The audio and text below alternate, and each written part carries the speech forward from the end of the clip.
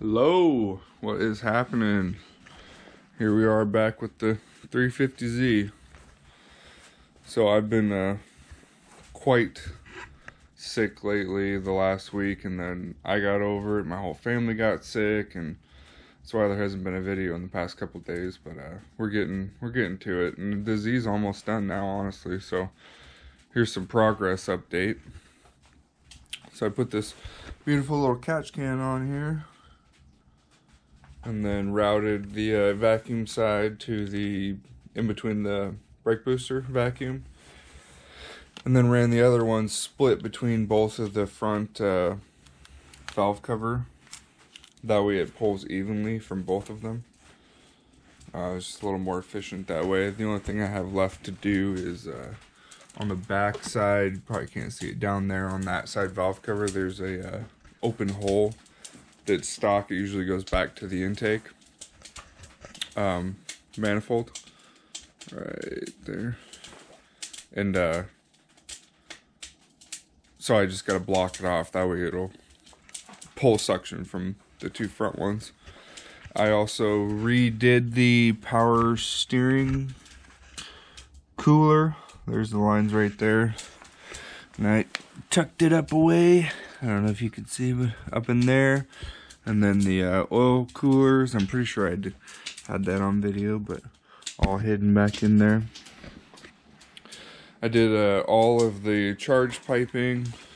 I also, one thing that I did do that I'll show you guys here in a minute is I redid that power steering line, the one that was all bent over and broken.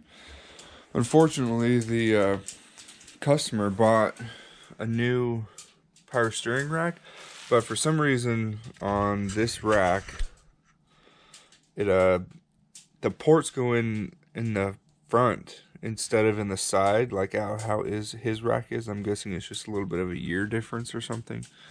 But he bought it so we could use this hard line, and unfortunately that wasn't able to happen. So I just went through and used you know, the brake line flaring toolkit and bought some hard line, and then plumbed it up, which I could show you here in a minute, which is quite a bit of a pain. I suggest starting from the harder side, but anywho, got pretty much everything done. I still have this wired to the positive because I didn't want to get too far, make sure the engine's okay, get it running basically. Before that, I've poured oil in it now, and a little bit of extra oil too, obviously because of the oil cooler, and it's all, you know, sitting at normal level and hasn't leaked yet. I poured some coolant in it too, and I haven't noticed any leaking yet with that either, but also haven't put it to a good heat cycle test either. I'm in process of wiring up the True Boost gauge. Here, let me get my light out. So that's kind of what all this mess is about.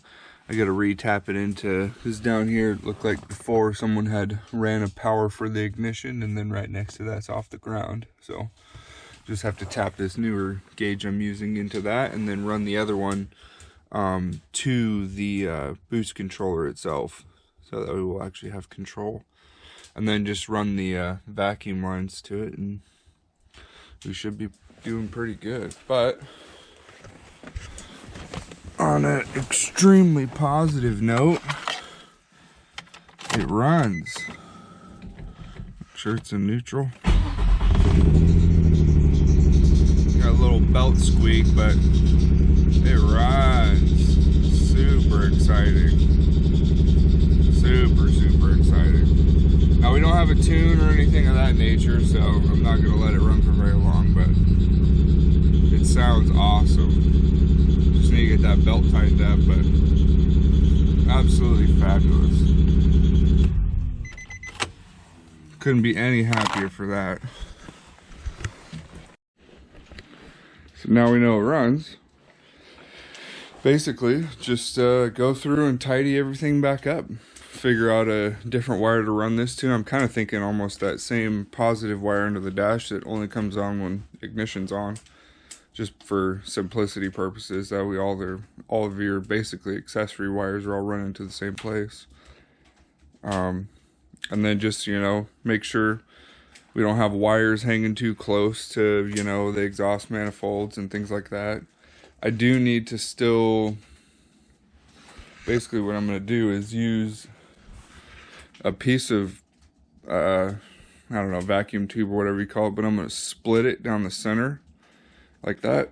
And then I'm going to run it over that clutch line where it runs through that little metal bracket thing. I just don't want it rubbing on that. So, and then I'm going to zip tie the top and the bottom and then squeeze it tight. That way if it does rub, it's going to have to rub through this thick ass line before it would cause any issues, basically. So I think that's, a cheap, easy method for it to have some kind of buffer, because you don't want that clutch line blowing up on you. But let's get to some progress.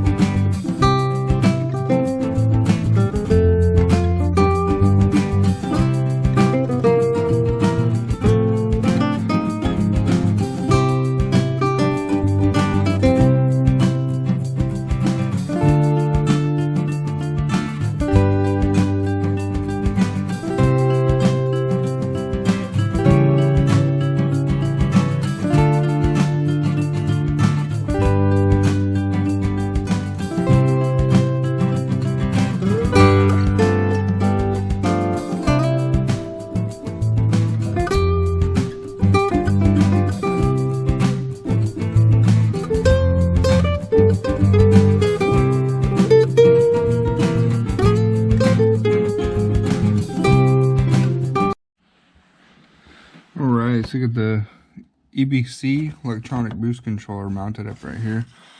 Ran this side to T's, hard to see, but it's teed to the vacuum source and also teed to the bottom ports of the wastegates. And then on the other side of the electronic wastegate right here, that's to the top of the wastegates. So that's how it uses this thing under a duty cycle, like voltage load, like on, off, on, off, on, off, to regulate boost pressure to increase it, basically, under certain amounts of duty cycle. So let me get underneath here.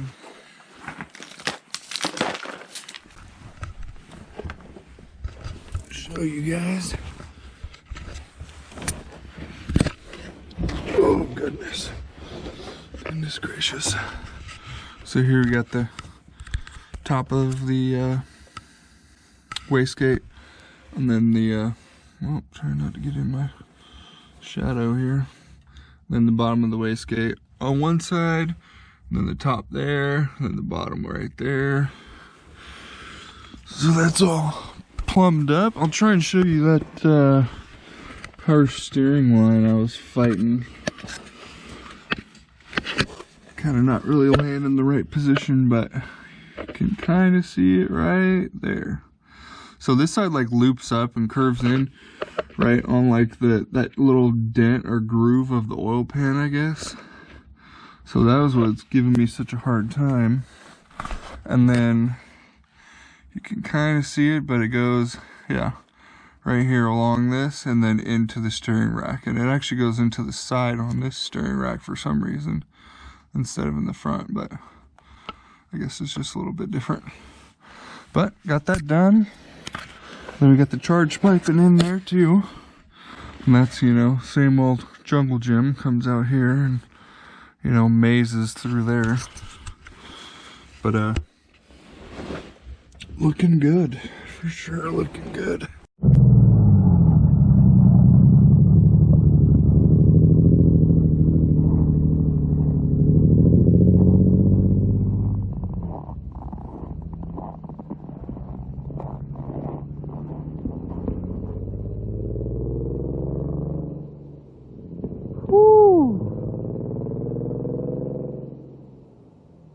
Oh, that's beautiful.